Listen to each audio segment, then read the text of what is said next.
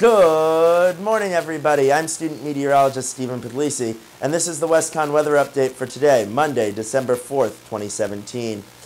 I took this picture on the 5th Avenue garage, the top floor of it, and we can see cloudy conditions, which we were not anticipating today, and unfortunately, that has affected our temperature forecast as well, in not the direction that any of us would prefer, but what can you do?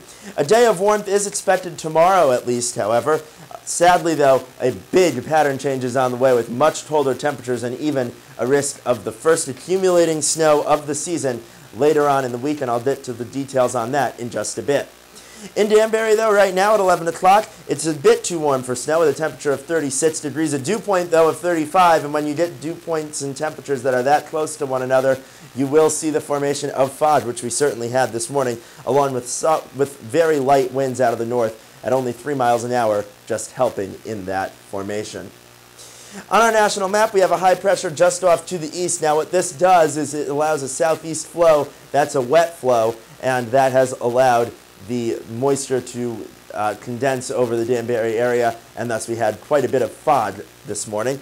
We do have a large area of mild air just to our west, though, and that will be in our region for tomorrow. Unfortunately, though, once we go behind that, much colder conditions prevailing over the west right now, and that will be our weather for the end of the week.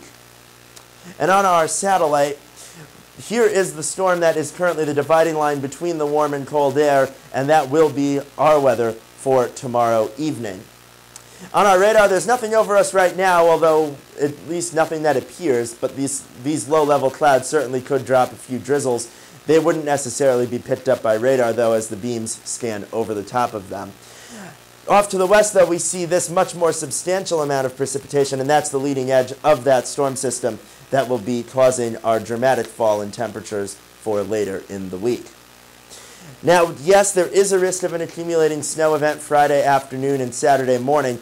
A lot of it comes down to exactly where an area of low pressure tracks. If it comes up the coast like this and passes just to the east of Cape Cod over an area that we know is the 40-70 benchmark in the meteorology world, this could be a pretty decent-sized snow event, maybe something along the lines of 3 to 6 inches for the Danbury area.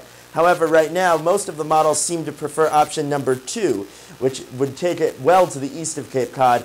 And if this takes place, we'd be dealing with a very minor event. Yes, there would be some snow, but it would be anywhere between a coating to an inch or two. Not a big deal by any stretch. That said, it's way too early to be completely certain about this, so stay tuned throughout the week as our student meteorologists keep you informed. For today, though, definitely no snow, mostly cloudy conditions, seasonable temperatures, a high of 41 degrees. And then for tonight, we stay cloudy, and as a result, we get unseasonably mild temperatures, to say the least. We're only going to drop down into the upper 30s tonight when our average low is in the upper 20s, so a good 10 to 15 degrees above average for your evening, with winds out of the southeast at 5 to 10 miles per hour.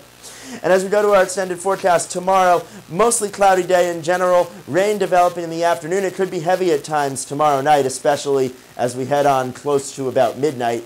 Wednesday, the showers that are left over will end pretty early on, and we'll be left with clearing conditions for the afternoon, but much colder temperatures with highs only in the mid-40s.